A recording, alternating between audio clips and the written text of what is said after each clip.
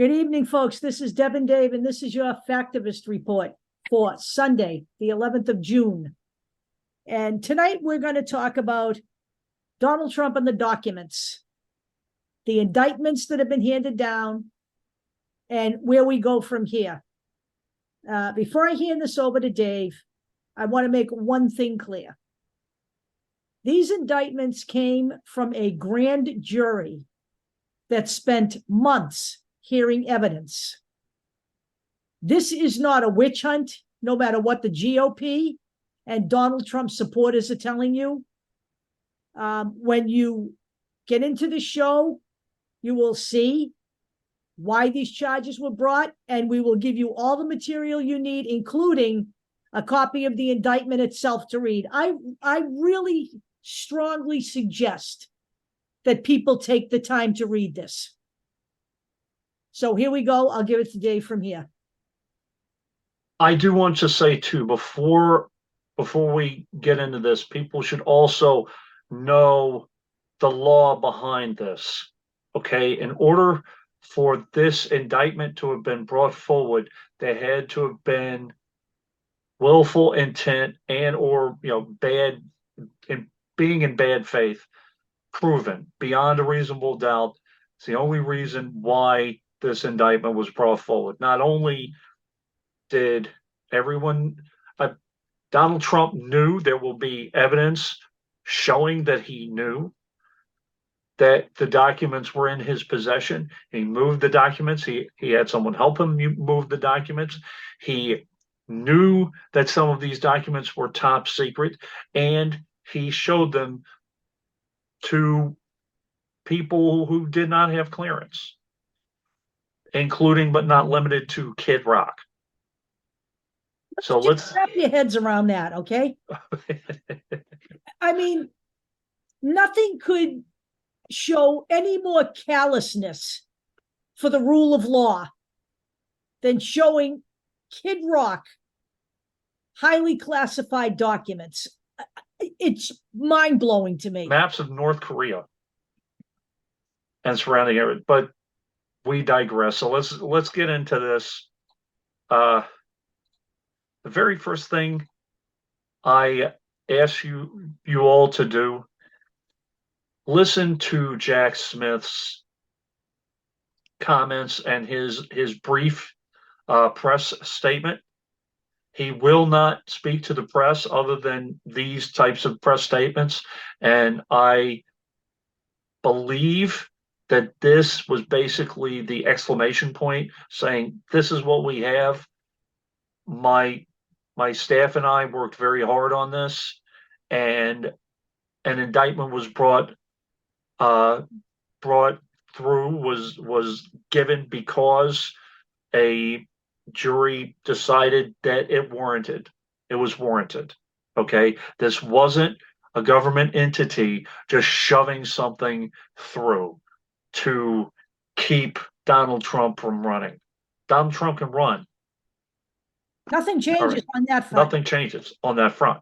Nothing changes. So now what we have is an indictment at 37 counts, I believe.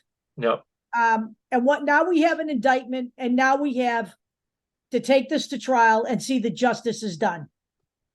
And this is just the documents. This is not January 6th, and this is also has nothing to do with Georgia. Okay, so get used to this process because this is going to happen at least a couple more times. And I assume that when an indictment is brought and presented after the January 6th case, might take a little longer because it's much more detailed and complicated. Jack Smith is going to do the exact same thing.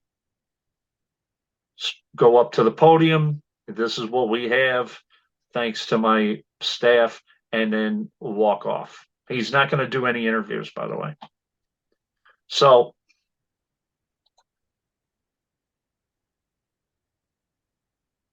many people in the GOP are demanding to know why the double standard, explain yourself. We'll explain, and Jack Smith did already explain through the Indictment. If Mike Now, Pence can read, and I know that might be a stretch, if Mike Pence can read, Merrick Garland doesn't have to justify anything here, okay?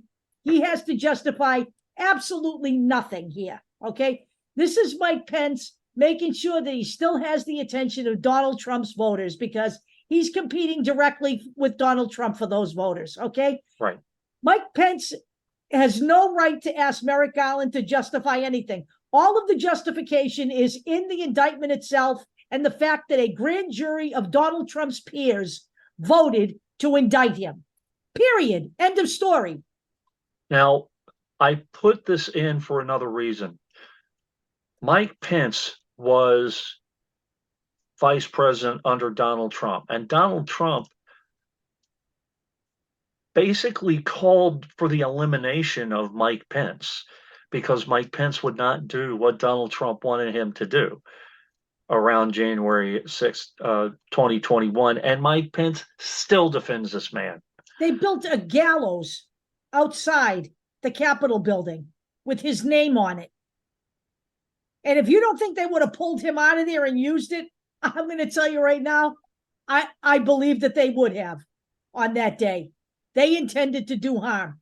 And Mike Pence is still bootlicking. I want people to understand there was a reason why Trump was charged for the secret documents, and Clinton was not charged in regards to her emails. Pence was not charged with the handling of the documents that he handled, and Biden is currently under investigation, but he probably will not either, because every single time that these other individuals were asked to step before a grand jury or return documents, they complied. Donald Trump did not comply with returning all the documents. And by the way, he lied. He lied. Not only did he lie, but I believe the National Archives gave him more than enough time to comply. He ignored their calls. He also ignored their subpoenas. And it wasn't until after months had passed of them trying to get these documents back that they contacted the Department of Justice. That's when this went into motion here. And by the way, Hillary Clinton was an email case. She had absolutely no critical detail, absolutely no classified information in any of her emails. That was already established after an investigation. After what, 11 hours? She was in there for 11 hours. Yeah, she never pled the fifth. She showed up, she testified, she was investigated, they looked at everything. There were no classified documents. Now, this is an article from Devlin Barrett. He mentioned someone in here. I want to. So this was a Robert Mintz, who was a former prosecutor. Okay, now it should somewhat be a case about what documents were taken, because there were some highly classified documents with some highly classified information.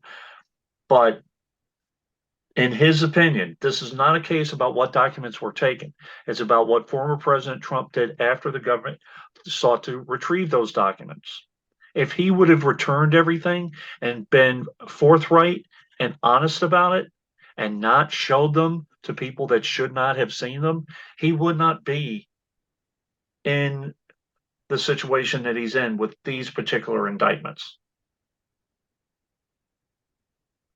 So I would urge everyone to read that article, though, that is in that link that is in there about the 31 documents, why they're so secret. You need to understand that it actually is about what was taken as well. Right. I could pull that out. There are those 31.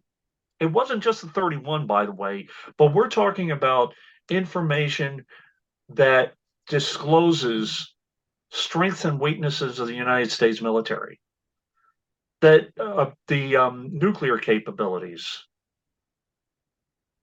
you know, in terms of not only weapons, but also nuclear energy, and the weaknesses in the plants. I'm like, you got to be kidding me. So here's something that And I not really, just secrets relative to the United States, but to other but nations as well. to Iran, to North Korea, to, yeah.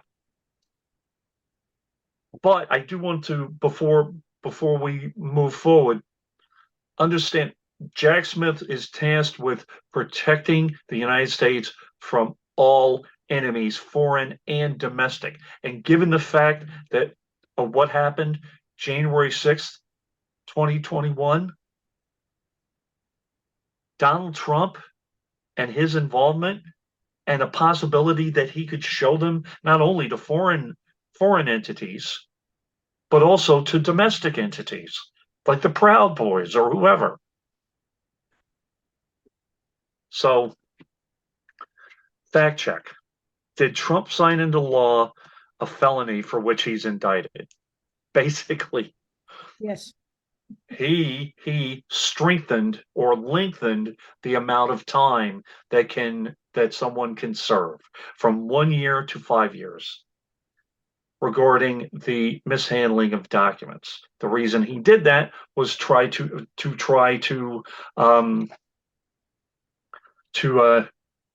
get Hillary Clinton a stronger sentence, thinking that she was going to be indicted and charged.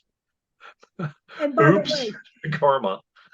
uh, by the way, Donald Trump also once stated that anybody who couldn't protect government secrets and documents shouldn't be in the president's office, shouldn't be elected. I believe that's actually in the indictment itself. Yeah.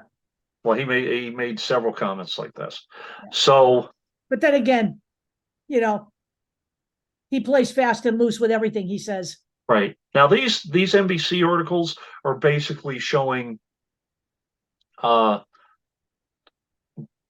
is in the indictment, but we're going to do a quick run through, just an outline of what's in the indictment itself. It's a long document, so you start with the president's term and when he was in and the basic general allegations of what he did, taking documents after and keeping them after he was president. So, and I'm not going to read all of this because it would take 4 hours. One thing I do want to mention though, there is a defendant, Waltine Nauta. Okay, I do have information on that individual too. He was what you call Donald Trump's body man or his assistant. He would go get him, Diet Cokes and stuff like that, and also wake up calls and things like that. But he was very loyal to Donald Trump, and he helped Donald Trump move the documents from place to place. And investigators have video of Mr. Nauta moving these documents.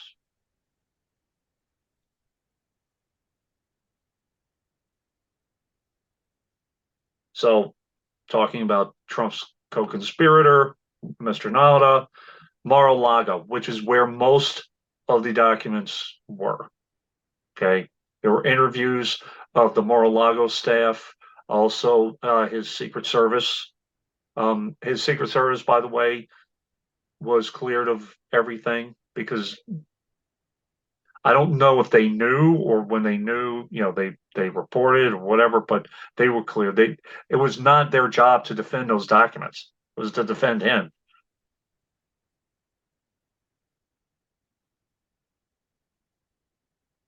So this is just defining what classified information is, and they'll go into different, the different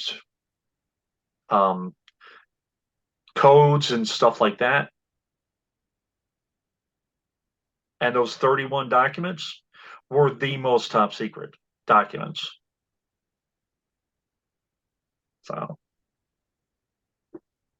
So these are the different agencies in which those documents pertain to. The NSA, the Department of Defense, the CIA, the Department of Energy, which is where the nuclear capability stuff comes in. And also, Donald Trump had daily press briefings. Some of the information in those briefings were classified, and yet he did take those as well. This is his public statements on classified information. So most of this was in 2016. So, in my administration, I'm going to enforce all laws concerning the protection of classified information. No one will be above the law. Do I have to go any farther? We can't have someone in the Oval Office who doesn't understand the meaning of the word confidential or classified. So what this is all doing here is showing you that Donald Trump knew full well what he was in possession of. He also was, it has been stated by people in his administration that he was fully educated on what it took to declassify a document. Correct. And he knew that what he had in his possession were not declassified. And not only that, he himself created legislation to strengthen penalties. And he knew enough to know what constituted those crimes. Right. Which shows foreknowledge. Jack Smith knew what he was doing and knows what he's doing. So this is talking about retention of classified documents after his presidency. Understand, they have video, they have photographic evidence, they have audio. They pretty much have them. There are pictures of these boxes in the bathroom. And by the way, if you notice, when you start looking at these photographs, they'll have I figure they're file numbers or something. You can tell that they came from where they came from.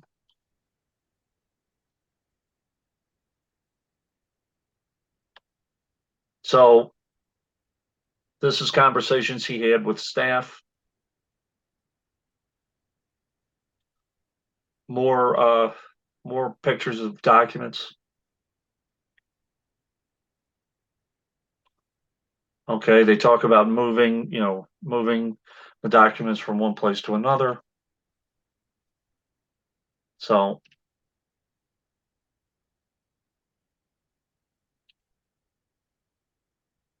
Jesus Christ. Yeah. I can't even. Upon greeting the writer, publisher, and two of his staff members, Trump stated, "Look at what I found. This was a senior military official's plan of attack." And just read it and just show. It's interesting. I mean,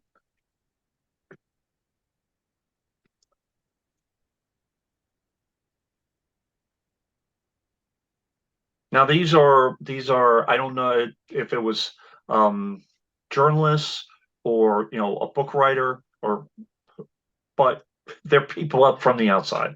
Right. As president, I could have declassified it. And then staffer says, "Yeah," and he laughs. Now I can't, but this is still a secret. Shows knowledge. Shows that he has it in his hand. He knows what he's doing, and he knowingly is showing it to someone who does not have clearance. And laughing about it. It's willful. It's just unconscionable in my mind.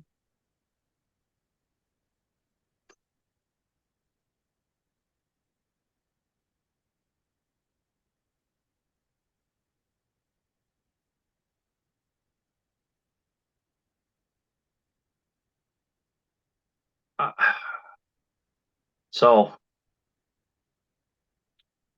it's just moving more boxes, and NADA is in here a lot actually. What was that? If the false certification right here to the FBI and Right. Sorry. False certification to the FBI and the grand jury on the afternoon of June 2nd, 2022, as Trump had been informed, Trump attorney one arrived at the Mar-a-Lago club to review Trump's boxes to look for documents with classified markings in response to the May 11th subpoena.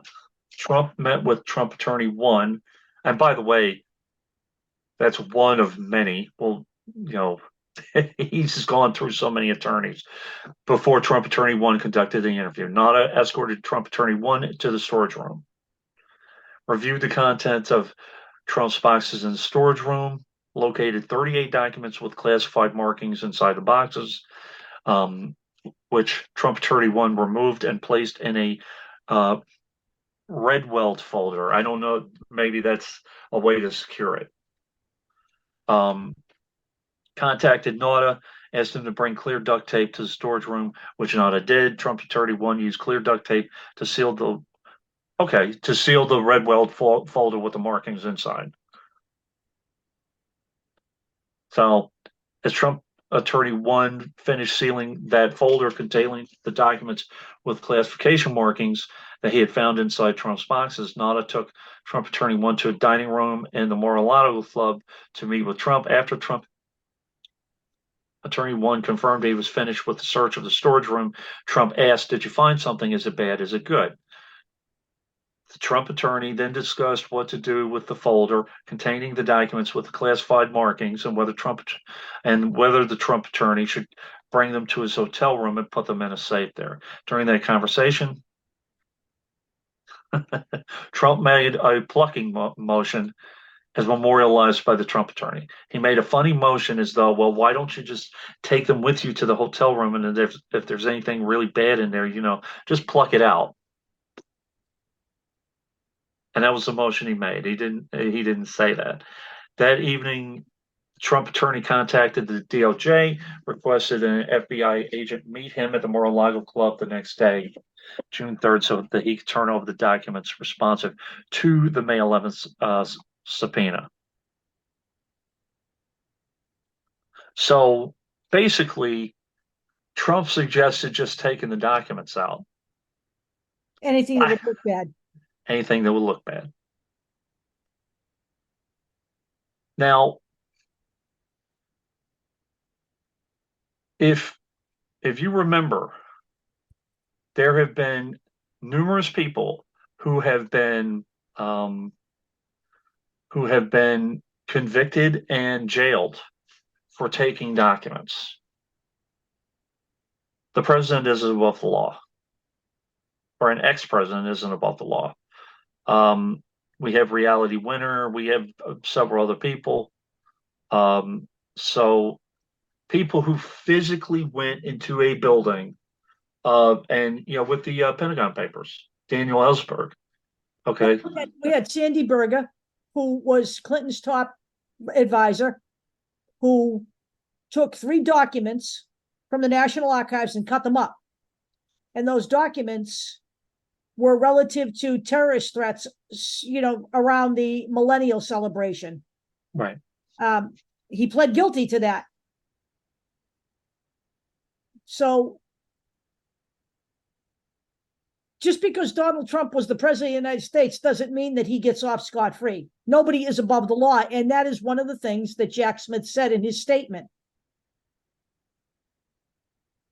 So, as you said, the 31 documents.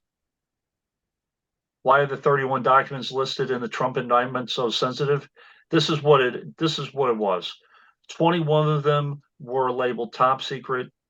One was secret, one unknown. So most of the documents involved were marked as secret or top secret, 2 of the 3 level of security clearances. Many were tagged with them markings such as NOFORN, which means they cannot be released to foreign nationals, or ORCON, which according to the State Department, means the information may not be disseminated outside of the recipient of the department without prior approval and SI special intelligence. Okay. So here we go. This is obviously they're not going to be specific, but here's a general explanation of what these documents were. 31 documents detailed in the Trump indictment. The first document dated May 3rd, 2018, concerning White House intelligence briefing related to various foreign countries. Top secret, no foreign nationals, special handling. Document dated May 9th, 2018, concerning White House intelligence briefing related to various countries. Again, special instructions, top secret, no foreign, special handling. Undated document concerning military capabilities of a foreign country and the United States with handwritten annotation in black marker.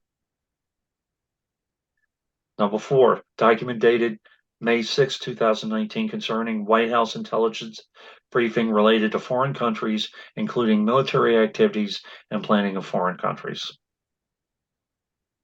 5th, document dated June 2020, concerning nuclear capabilities of a foreign country. Number 6, document dated June 4th, 2020, concerning White House intelligence briefing related to various foreign countries. Number 7, you see, basically what this is. Document dated October 21, 2018, concerning communications with a leader of a foreign country. Okay. Number 8, document dated October 4th, 2019, concerning military capabilities of a foreign country. And you can expand that and look at 23, the other 23. Right. We don't have to do that. You get the idea. Now, there are suggestions that he was selling these documents to copying them and selling them to Saudi Arabia. There is no evidence of that. Right. Okay. But that's why you have special handling instructions on these, so that foreign nationals from another country cannot use these and harm other people. If you remember, there were documents in question with Jared Kushner, right, where it suggested that foreign nationals in Saudi Arabia were killed because these were handed over. I'm just saying. So this is that hasn't even been investigated yet. It hasn't even been investigated yet, but we may get there at some point. It's a timeline of lawyers who have quit Trump's legal team, and this just shows, shows that it's suspicious. Some of these people were let go because it was Rudy Giuliani doing nonsense, or the fucking lawyer. They were actually fired. Sidney Powell. But there are others who just left right after the indictment. Okay. And you know what? All of these lawyers, they've given various and sundry excuses. The last two, I believe, said they don't practice law in Florida. Right. But at the end of the day, this is all very suspicious. There's got to be more to it. But you know what? That'll all come out later. It's not going to come out now. Now, from here on, I'm going to be talking about a little bit more about the reaction from Trump and some of the people who are calling for violence and all of that stuff. You all of the information in regards to the indictment, what documents we're talking about. We went through some of it. I didn't go through the entire indictment. You can read the entire indictment. It's damning. The entire thing is damning. So, and tied to potential. I mean, I didn't know any of this. I really didn't, but I have no idea whenever the indictment on the January 6th stuff comes. I know we know some of it, but who knows what Jack Smith is going to uncover. Yeah. Give him his time. No idea. We have just that what we saw from J6 was just the tip of the iceberg. Right. Because all they really do is, in the limited time that they had, was be able to suggest legislation so that it never happens again. But Jack Smith will dig much deeper into that whole event than they were able to do. Right. And I'm sure that is a starting point, but Yep. this might take some time. Give the man the time that he needs. Okay, this could take a year, 2 years. Who knows? Well, actually, he only has until 2025. I really do. Yeah, but he has until what, 2025? 2026, I think, is the. Oh, 2026. You're right. It's 5 years. But what people have to understand is this grand jury has been hearing both of these cases concurrently. Right. So they have been hearing J6 as well. It's just that the documents case is much more clear cut than J6. This is just, you have smoking guns everywhere. You have video evidence. You have Donald Trump himself. You have people going on interviews with Tucker Carlson. You have Kid Rock laughing about it. That Donald Trump showed him a secret map of North Korea. I mean, and asked him what we should do about North Korea. I mean, you have video, audio, just evidence. It should be mountains. You should, and as I said before, Bill Barr, who is not a friend of the Democratic Party, he said it's done. He's over. It's done. You have some other people too. So, but first, let's get to some of the reaction. So, Donald Trump went to a convention, and this was what was this? This past Friday. Okay, this is Georgia. Some in Georgia's GOP seek purity test. I call it an impurity test, as Trump appears in convention in aftermath of indictment. They're seeking only people who want to make abortion federally illegal. They want only people who want to fight against the rights of transgender. Okay. This is the demarcation line right here, right this moment, right now. The Republican Party already has, but they're showing you they are going way past that line of fascism. They're in it now. And by the way, just the fact that these people are backing a guy who is under indictment on several fronts. Don't forget, he'll be on trial in March with the Alvin Bragg indictment. Georgia is right around the corner. By now, any other candidate would be radioactive. Right. Any other party, regardless of whether he's been found guilty or not, to any other party, this guy would be radioactive. Not to this party, and that shows you how far the GOP has swung to the right. Yep. Which is why I showed you what Mike Pence said. Ron DeSantis. By the way, there is an event. It's like the box hoax protest or whatever. People will be out there in Florida. You're already busing people to Florida for this. Does this sound familiar to you? This is exactly what happened on January 6, 2021. They're busing people to the courthouse in Georgia. In Florida. If you don't think that Florida isn't ready for that, by the way, let's see how DeSantis handles it. Because if he helps Trump, quote unquote, take over the courthouse, it's a whole nother January 6th. Just so you know. Just saying. There are calls for violence here. There are also calls for, as I said, there is no room for differing opinion in the Republican Party now. Right.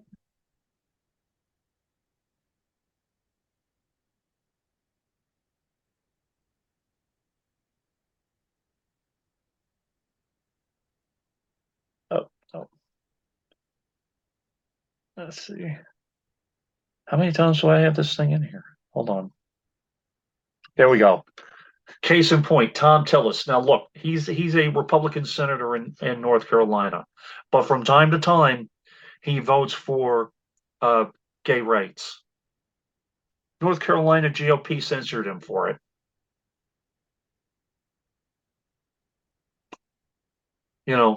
There's no room for that in the Republican Party. We can't have somebody, fighting for human rights. It's extremism or it's nothing. Right. Now, don't get me wrong. I don't want Tom Tillis. I don't even want him in the Democratic Party because he has been backing the Republican Party for most things. Okay. But this is a possible. We'll talk about it next week too. This is a possible weak point. Maybe we can get a Democrat in that Senate seat, maybe. But the point being, Republicans have no room in their party for human rights. And they actually have no room in their party for anyone who has respect for the rule of law. Case in point, listen, Liz Cheney, Deb and I have talked about this over and over and over again. We respect what she did with the January 6th commission. We would not vote for her, against a Democrat, but she basically said that all the Republicans who are currently backing Trump, they dishonor themselves and they dishonor the party. They dishonor the nation. And they dishonor the nation. These people don't love the United States by any stretch of the imagination. Someone asked me if there's anybody who's currently in office who's in the GOP that was criticizing Trump. Romney's the only one. He's another one. Deb and I have opposed him for how many years? But in this particular case, he was a Massachusetts governor. I'd never vote for him, but he's right on this. He's right on this, but he will probably lose his seat for this. Okay, he's in Utah, right? So yeah, there's no way. I can't see us gaining a Utah seat, but they'll primary him now. Yeah, anybody in the GOP that disagrees with the Trump way, they're going. I didn't even think there was anybody, but Tom Tillis kind of, came up. So just letting you know. So what did he say? Does it have any? Is there anything? With Romney, yeah. Basically, let me see. I'm trying to. He must report to a court in Miami by Tuesday. Like all Americans, Mr. Trump is entitled to the presumption of innocence. The government has burden proving his charges between blah, blah, blah. Basically, he said in here somewhere right here that he did it to himself. Right. By all appearances, the Justice Department and Special Counsel have exercised due care, affording Mr. Trump the time and opportunity to avoid charges that would not generally have been afforded to others. Mr. Trump brought these charges upon himself not only by taking classified documents, but by refusing to simply return them when given numerous opportunities to do so. Right. And bottom line, yeah, that's it.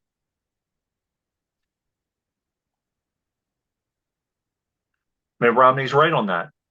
And he's going to get backlash for it. So Trump touts authoritarian vision for a second term. I am your justice. So we're showing you this here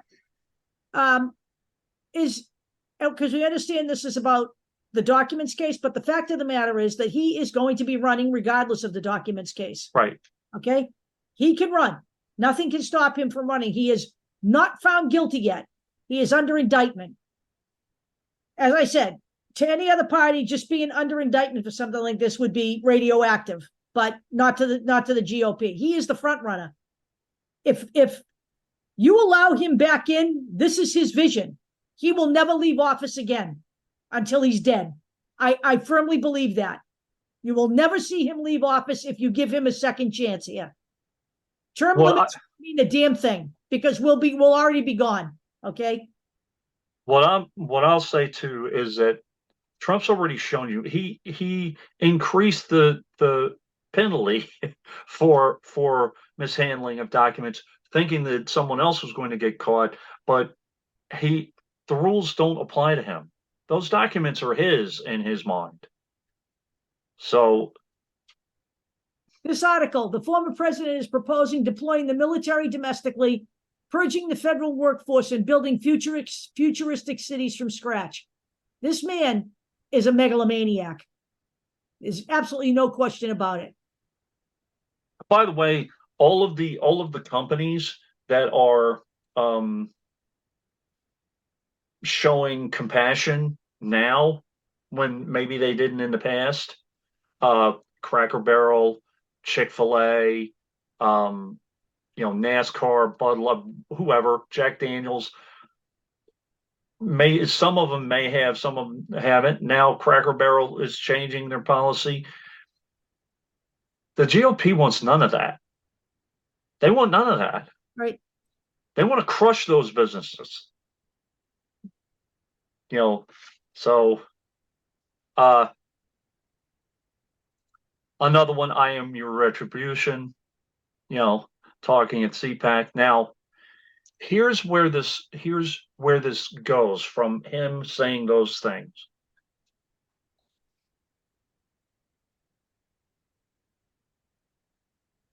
Once the indictment came out, the far right, we need to start killing, threatening civil war. Don't laugh at this, because you know something? It's not funny. This is not funny. If they could have done this on January 6, 2021, they would have. Within minutes of the Trump indictment, supporters lit up social media platforms with violent threats and calls for civil war. Minutes. The fact that the Proud Boys and the Oath Keepers were found guilty of seditious conspiracy should be enough for you to understand exactly what their plans were. Don't think that that's gone now. Don't think that. That article that Dave was just on, there were people in there talking about the bodies piling up. Yep. They're all loaded and they're all armed, okay?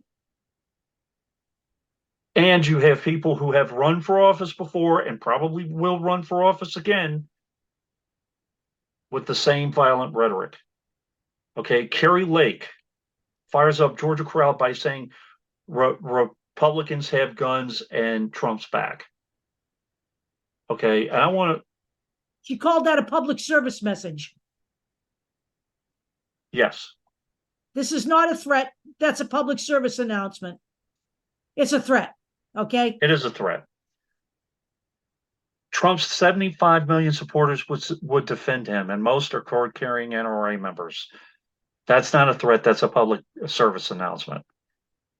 That is a threat. And hopefully some of these people who are saying this, if something happens, they need to be held accountable. Carrie Lake needs to be held accountable. If somebody, is violent because of what she said. There's a couple other things. This is the tweet showing the Fox News clip where you have Tucker Carlson and Kid Rock laughing.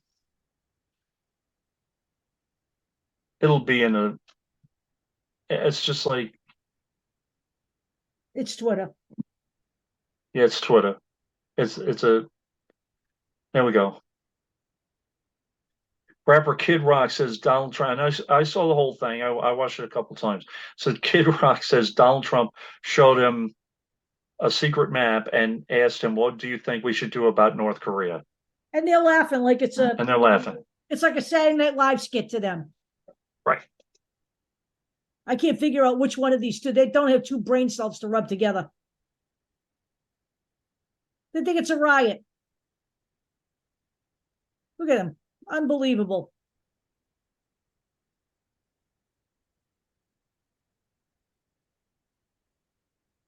All right. Unbelievable. Now, Deb showed me this. This is from 2020. This is from December of 2020. This was a Why the warning. Trump is, yeah, this is a warning. And we're getting another warning. On January 6, 2021. Why the Trumpist calls for a dictatorship should worry us. It may sound laughable, but it's no joke. And Sasha Abramsky was absolutely right. The GOP leadership and the right-wing media machine are colluding with Trump's assault on democratic institutions. And let me just say this. Recently, Carrie Lake also made the statement that Trump is so strong he doesn't need a vice president. Right. Because he's a dictator. That's what he wants to be. Right. I truly think that she's running her mouth so that she will become his vice president. Yeah, I do too. One final thing. This is from Jennifer Rubin. If you need another opinion piece as to why this was the right thing to do, and they did the right thing in pursuing this, and the time that they took and all of that. Here's an opinion piece by Jennifer Rubin, who, by the way, was a former Republican until Trump. Attorney General Merrick Garland promised he would follow the law and facts in his investigations. He kept his word. And the first ever federal indictment against a former president, Special Counsel Jack Smith has charged former President Donald Trump with 37 felony counts, the bulk of which allege violations of the Espionage Act. The rest allege obstruction, conspiracy, false statements arising out of Trump's reported retention and refusal to return classified documents after leaving the White House in 2021. Trump aide Walt Nauta, I think I got his name wrong, his first name, apologies, has also been indicted. So,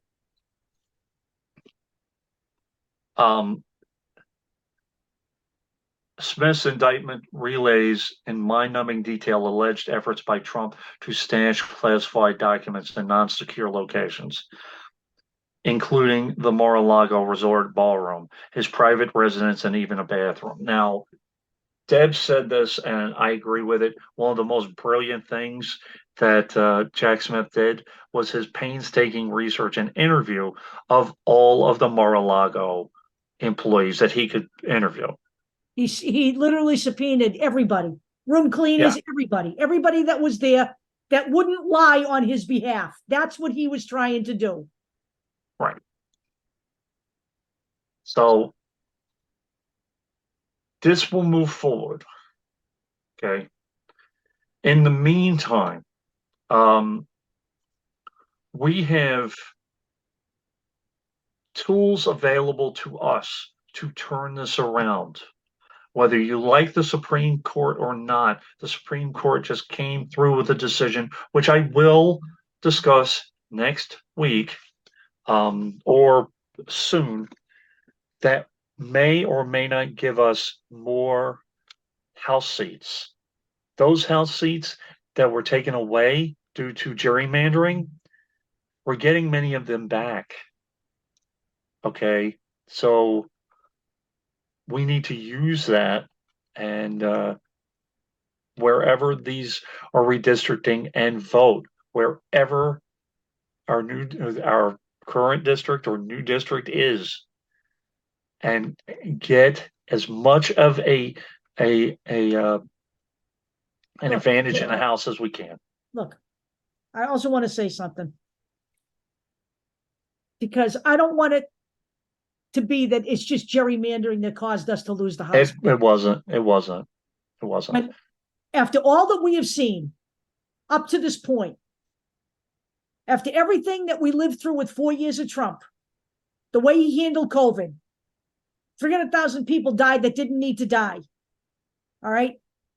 The way he flaunts the rule of law, the J6 insurrection, to have 52% of registered Democrats show up at the polls in the midterms. That's why we lost the House. We had a 9-seat lead. We lost it. We handed the House over to the Republican Party. And that's why everything in this country is so miserable right now. It's why none of Biden's agenda and none of the progressive parts of his agenda will move forward, because the House of Representatives has to vote on everything. Right. We lost the House, and we only expanded the Senate by 1 seat. Right. That is not acceptable. It is not acceptable for the United States of America on a worldwide basis to be 31st in the world in voter turnout. It's embarrassing in a country where we are allowed to vote. It's embarrassing. What I will say is that Kavanaugh and John Roberts just gave us a gift. Okay, use it. Vote in the name of God. Please vote. We shouldn't have lost those. We shouldn't. Even with the Deb and I did a lot of work on this whole thing. Okay, we know that there was a maneuvering to gain ground for the GOP. We know that, but even with that, we should not have lost all of those House seats in New York. There were some that we shouldn't have lost in California either. Okay, we should have never lost to George Santos. Arguing about who is progressive and not progressive, that's not an argument we have now. Okay, the argument right now is either democracy or fascism. Democracy or fascism. Okay, understand this. This is simple. It's not rocket science. All right, we argued over whether Adam Frisch was progressive enough, and what was the alternative to Adam Frisch? Giving Lauren Boebert a second term? Are you serious? I mean, wake up, people. She won by what, like 400, 500 votes? She lost by 500 votes. You know what? He's running again. Make it count, okay? She is the clown princess of the Republican Party, all right? I'm serious. If you considered that an alternative that was acceptable, then there's something wrong with your thought process. I can't make it any prettier than that. You run someone against Marjorie Taylor Greene. You run somebody against Paul Gosar. Listen, you may not, based on how backwater and bigoted the Georgia 14th is, it may take a long time to get her out of office, but you isolate that one person, okay? You win enough seats so that she has no power. That's what you do. That's what you do with people like that. All right? And I know for a fact that Georgia is not all Democratic, or not all Republican. No, it's not. Sorry. It is not considered a totally red state. It is not. Right. The other thing is we acknowledge Joe Manchin, and Kirsten Sinema. They are a problem on the Democratic side. That's why we need to expand the Senate beyond them. I really do believe that Kirsten Sinema is a goner. She's polling at negative 23% right now. All right. Right. People of Arizona have had it with her. They're disgusted with her. So in my mind, if all we have to deal with is Joe Manchin, and he could very well go down to defeat to a Republican. There's a Republican running for the first time. We need to win the Senate, folks. We need to win the Senate. And we need to take more than a 2-seat lead. All right? That's not going to work. If you want Roe v. Wade codified, Biden has said he will sign it. It's going to take more than 52 senators to get that done, because if you leave the Republicans in power, they will use the filibuster to block that. We need to get it done. And I really believe that if Democrats come out at 80% of voting, they can overcome any gerrymandering that's done, because, in fact, the conservatives aren't in the majority in this country to begin with. So let's just get this done. It's now or never. I have a question for, our friends in, I know we have at least one in West Virginia. Isn't there one labor rep or someone high up in labor that could run for that seat? Isn't there somebody in a coal mining union or somewhere in a steel union somewhere? I mean, to me, that's the one potential place where you might be able to find a Democrat that can beat a Republican. We know for a fact that Joe Manchin's constituents were not happy with his vote on Build Back Better. Build Back Better. Yep. There are a lot of poor people down there in West Virginia. There are a lot of coal workers who are ill from doing their jobs, who are marginalized, and they weren't happy with that position that he took. And we know that from polls. They call him Maserati Manchin. There may be a way. We need to at least give it a shot. Right. So, in conclusion, please, if you have any questions about the indictments, this is historic, all right? Or the indictment, rather. This is historic. This is a man who feels like he can do whatever he wants to and knows that what he's doing is wrong. He's on camera. He's recorded saying he knows what he's doing is wrong, and he's still doing it. He's laughing about it. He's also recorded back in 2016 talking about how important the security of documents are. And yet he does whatever he wants to.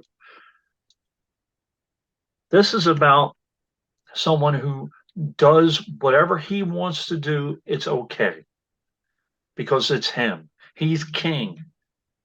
He's a dictator. When he does it, it's okay. When everybody else does it, no, they need to be prosecuted to the fullest extent of the law. That's what I see. And he needs to be stopped. And by the way, there are articles out there saying, well, he can, if he gets elected, he's going to stop these investigations and prosecute people who went after him and blah blah blah. Don't vote for him. What the hell? Why would you vote for this man? Or why would you sit at home and allow him to be elected? That's a better question for the Democratic voters. Right, that too. You sit on your ass, then you're going to pay the price. And you're going to make other people pay the price who go out and vote. You know what? This is no time for fence sitting, all right? No time whatsoever. This is very close to having a leader jail you for criticizing him. We've seen it in other countries. It's getting close to that here. He hangs around with and idolizes dictators. He loves Vladimir Putin, continues to this day to say he thinks he's smart. He's a genius. He hangs around with Viktor Orban at CPAC. This is a man who has designs on doing the exact same thing in this country. You have heard people around him saying we need a dictatorship so we can make people do what we want. This isn't a joke, folks, and it isn't a drill. It's now or it's never. It's 2024 or it's never, because if they win in 2024, you know what? It won't matter who the hell is running for the Democrats in 2028. He is not going to leave office. It'll be over. Okay, we're done. Yeah. Guys. It can't be any clearer than that. And before we go, anyone who seriously says on our channels and on our streams that we're hypocrites because of Hillary and her emails, you're gone. You're blocked. You are. We're telling you right now. We don't have any time for it. We can't help you. All right. By the way, there is a Facebook group, the Big Blue Tsunami. There are ads there for Democratic Party candidates that we are putting in daily. Share those. That's the goal. I am sharing those on Facebook. I am starting to program them so that they run on a daily basis. We have just hooked up with a guy from the White House who is running ads on behalf of Joe Biden. We are going to allow him to post those ads in 52 Won't Do. They will not be in the Tsunami group. They will be in 52 Won't Do, which is also a voting group. But the stuff that's in the Tsunami group, you need to share that. It's for candidates all throughout the political spectrum, from the state level up through the federal level. Sarah's working hard on the artwork. I am sharing them not just on Facebook, but I'm running them on Twitter. They start to run on Twitter on Monday. I'm going to start running them on Tribal. I'm going to start running them on Spoutable. I'm going to start running them on Post News and on Counter Social. You know what? It needs to get done. Anybody who sees that stuff, if you're in that group, join that group. You cannot post there, but you can share all of that material out. That's what we need, is people to share the material. We're going, Deb's working hard on organizing it too, having it by state and by office and all that kind of stuff. So it'll be on the easy website. for you. I'm taking the website down tonight, actually, to start working on the actual. I've been spending weeks pulling material together, and I'm going to start working on the website now. Hopefully it won't take me longer than a couple of weeks to have it completed. Right. Yeah. I also work 34 hours a week, so 2 weeks from now, that's when I'll be gone. So, I don't know if you'd want to do it then. One thing I will say is that, as Deb said, we're not accepting comments on those or posts in that group. However, if you have, let's say you see Elizabeth Warren, whatever, and you know that there is an event or there's a phone bank or whatever, you can comment underneath the saying phone banking for Elizabeth Warren's so-and-so date, and have a link or whatever. Or you can That's even post fine. Like Amy Trommel does. Shared this to a group in South Dakota. You can do that. We allow that. We just don't want political posts in there. We don't want people to have to scroll through. Sift through all that nonsense. That's not the purpose of the group. But you can post stuff like, donate here to, Josh Boganega. I mean, you can do all of that. We are basically, it says the Factivist Project endorses. We are endorsing all Democratic candidates right now, even if they're going to be primarying each other. And then we will finally endorse whoever the winner is for the election. But right now, we are endorsing all Democratic candidates. Someone did make that comment. Oh, well, we see that you're already endorsing this candidate, and there's another candidate. No. We endorse everyone. We endorse the winner of the primary. It's your job to, by the way, it's important to vote in the primaries too, especially if you say, oh, I really like this candidate over that candidate. I don't want to hear Adam Frisch is not progressive enough. Then you should have found a candidate and they should have won the primary. and then you run them against Laura Boebert, okay? Whoever it is, Adam Frisch, whoever, if someone beats them in the primary, then let's go whoever that person is. We have two candidates running against Kevin McCarthy right now. Two Democrats have thrown their hat in the ring. Right now, all the artwork will say we endorse both of them.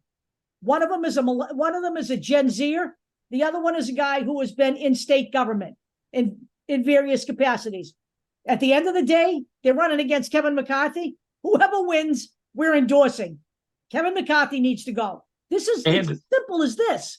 And the Gen Zer, if they happen to lose a primary, I'll speak to you. I don't know if you'll ever hear this, but I'm speaking to you. You need to support that person if he wins. Okay, same thing goes for the person if they lose to the Gen Zer. Right. We need to stop that. That's how we lost New York. Yep. We had the Gen Zers and the establishment guys fighting each other. We need to cut that out. You know what? The Democratic Party isn't perfect. It's moving in the right direction. The old guard will eventually all be gone, and then it'll be your party. But right now, we're looking at full frontal fascism here. There is no time to quibble like this. There really isn't. This is as serious as it gets. Yep. All right, guys. We'll see you next week.